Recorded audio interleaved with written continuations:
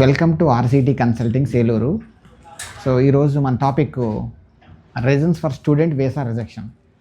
మన వీసాకి రిజెక్షన్స్ ఎందుకు అవుతున్నాయి, we will discuss about the reasons for the student visa. అలాగే టూరిస్ట్ కూడా ఆల్మోస్ట్ అప్లై అవుతుంది టాపిక్స్ దీనిలో ఉన్న information. So insufficient financial proof వల్ల కూడా మనకు ఎక్కువ జరుగుతూ ఉంటుంది. ఫండ్స్ అకౌంట్లో ఉన్నాయి, మా దగ్గర 25,000 ఉన్నాయి, లేకపోతే 25 లక్షలు ఉన్నాయి, మా దగ్గర 25 lakhs ఉన్నాయి. మేము చూపించాల్సిన 5 lakhs, కానీ 25 lakhs చూపించాము, అయినా మా వీసా రిజెక్ట్ అయింది. What is the reason behind that ఉన్నది. దానికి చాలా మ్యాపింగ్ ఉంటుంది. సో దానికి మనం చక్కగా దాన్ని ప్రజెంటేషను చూపించగలిగితే దాని మ్యాపింగ్ సిస్టమ్ ఉంటారు. సో దానికి మేము సపరేట్గా ఒక టీం ఉంది మన దగ్గర ఫైనాన్షియల్ అసెస్మెంట్కి.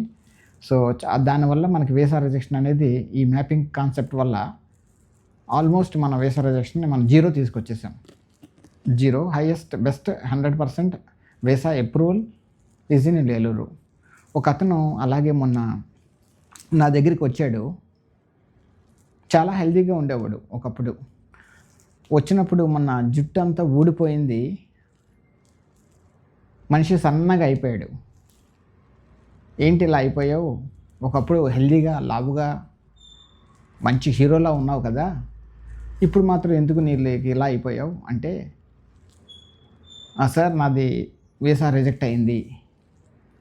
రిజెక్ట్ అయిపోయిందా, ఎందుకు అయింది అంటే, మీ దగ్గరికి వచ్చాను, మీరు చెప్పారు, చాలా బాగా చెప్పారు, కానీ వేరే వాళ్ళ స్వరాన్ని నేను విన్నాను, వేరే వాళ్ళ వాయిస్ నేను విన్నాను, అక్కడికి వెళ్ళి మోసపోయాను, ముట్టలో పడి మోసపోయాను, డబ్బంతా ఖర్చు అయిపోయింది, ఈరోజు నాకు వీసా రిజెక్ట్ అయిపోయింది. ఆ కంట్రీలో నా బ్రదర్ ఉన్నాడు, మళ్ళీ ఆ కంట్రీకి నేను వెళ్ళాలి, ఏం చేయమంటారు?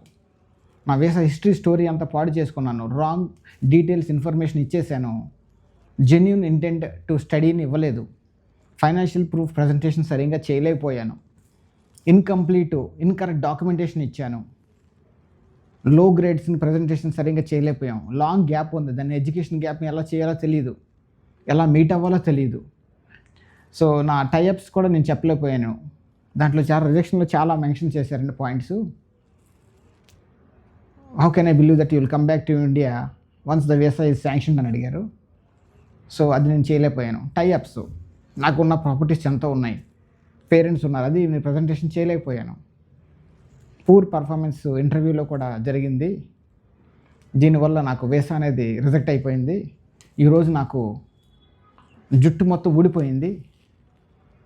మ్యాచెస్లో కూడా నేను ఫొటోస్ పెట్టలేకపోతున్నాను. మ్యాట్రిమోనీ సైట్లో నా ఫోటో చూసి రిజెక్ట్ చేస్తున్నారు.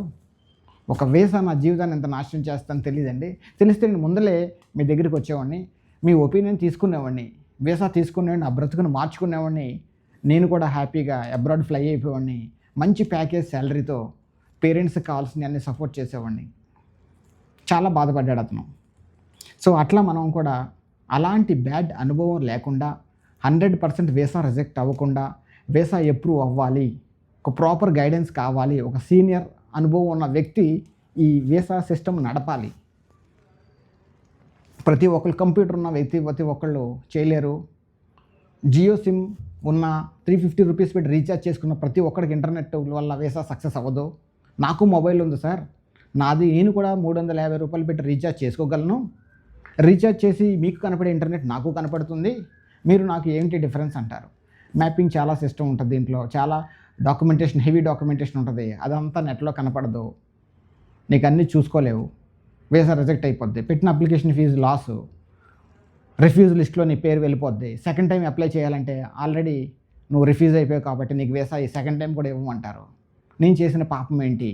నువ్వు చేసిన పాపం ఏంటంటే 350 రూపాయలు రీఛార్జ్ చేసుకొని నమ్మిన ఆ జియో సిమ్మే నిన్ను మోసం చేసింది, నువ్వు నమ్మిన ఆ ఇంటర్నెట్ నిన్ను మోసం చేసింది, నువ్వు నమ్మిన ఆ టెక్నాలజీ చాట్ జీపీటీ నిన్ను నూతిలో ముంచేసింది.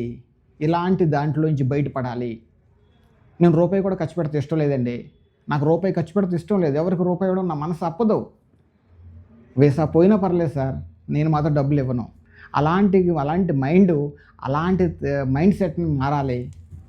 చక్కగా మనకి ఒక సీనియర్ గైడెన్స్ తీసుకోవాలి, 100% రావాలి, నా భవిష్యత్తు బాగుండాలి. సో అలాంటి డెసిషన్ తీసుకుంటే మనం చాలా బాగుంటుంది. తర్వాత అతను చాలా ఏడ్చాడు. ఒక రోజంతా ఇక్కడే కూర్చున్నాడు ఆఫీస్లో పొద్దున్న సాయంత్రం వరకు. బాబు కొంచెం తిను, పొద్దునుంచి వాటర్ కూడా తాగలేదు, ఏమన్నా తినంటే సాయంత్రం బతిమాలితే పాపం ఒక గ్లాస్ వాటర్ తాగాడు. అప్పుడు డెసిషన్ తీసుకున్నాడు. పేపర్ వర్క్ అంతా మళ్ళీ రీమేక్ చేయాల్సి వచ్చింది. చాలా టైం పట్టింది రీమేకింగ్కి. ఆల్మోస్ట్ 1-2 months పట్టింది రీమేకింగ్కి. ఎందుకంటే అతను మొత్తం ఫైల్ అంతా ఖరాబ్ చేసేసుకున్నాడు. మరి ఖరాబ్ చేసిన ఫైల్ మళ్ళీ ట్రాక్లో పెట్టి మళ్ళీ తర్వాత వీసా అప్రూవ్ అయింది. సంతోషంగా ఉన్నాడు. మీకు కొన్ని ఫొటోస్ కూడా మీకు షేర్ చేయడం జరుగుద్ది. వీసా సక్సెస్ కూడా చూడండి. All the best. Thank you for your bright career.